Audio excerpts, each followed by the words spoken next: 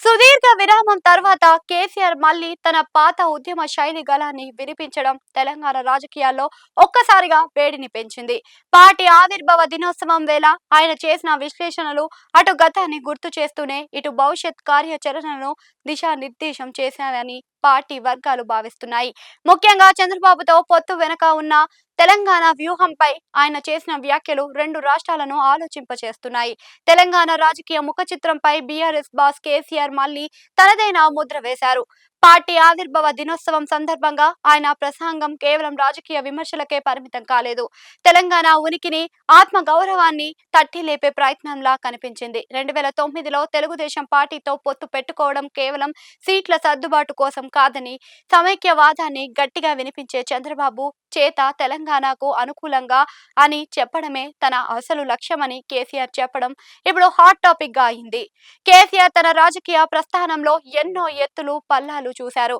మరెన్నో పొత్తులు పెట్టుకున్నారు. ఇందులో 2009 నాటి పొత్తు అత్యంత చర్చానీయాంశమైంది. అప్పటి వరకు తెలంగాణకు వ్యతిరేకంగా ఉన్న టీడీపీని తన వ్యూహంతో తెలంగాణ అనుకూల వైఖరి వైపు మళ్లించడంలో కేసీఆర్ సఫలమయ్యారు. తద్వారా సమైక్యవాద శక్తుల బలాన్ని తగ్గించి ఉద్యమాన్ని జాతీయ స్థాయికి తీసుకువెళ్లగలిగారు.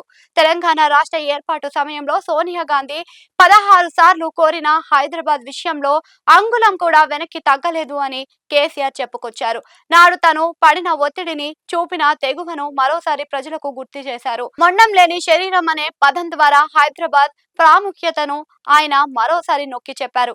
కేసీఆర్ పాలనలో అత్యంత ప్రతిష్టాత్మకమైన రైతు బంధు పథకం పుట్టుక వెనుక ఉన్న రహస్యాన్ని కూడా ఆయన పంచుకున్నారు. ప్రపంచ ప్రఖ్యాత నిపుణుడు అశోక్ గుల్తాటియా సూచన మేరకు రైతులకు నేరుగా పెట్టుబడి సాయం అందించేలా ఈ పథకాన్ని తీసుకువచ్చినట్లుగా స్పష్టం చేశారు. అలాంటి బృహత్తర పథకాన్ని ప్రస్తుత ప్రభుత్వం ఏ గతి పట్టించిందో చూసి కన్నీటి పార్యమతమయ్యారు.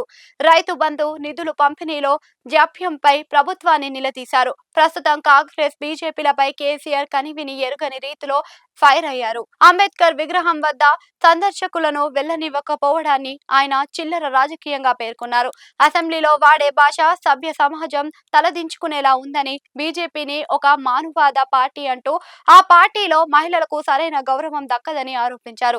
తేజస్వి సూర్య వంటి నేతలు తెలంగాణపై చేస్తున్న వ్యాఖ్యలను ప్రభుత్వం ఎందుకు అడ్డుకోవడం లేదని ప్రశ్నించారు. కేవలం విమర్శలకే పరిమితం కాకుండా పార్టీని పునర్నిర్మించే పనిలో కేసీఆర్ నిమగ్నమయ్యారు. సంస్థాగతంగా పార్టీ ప్రక్షాళన చేస్తూ పాత కమిటీలన్నిటినీ రద్దు చేశారు. ప్రతి నియోజకవర్గం నుంచి 200 మంది ప్రత్యేక శిక్షణ పొందిన తెలంగాణ వారియర్స్ ను రంగంలోకి దించుతామని ప్రకటించారు.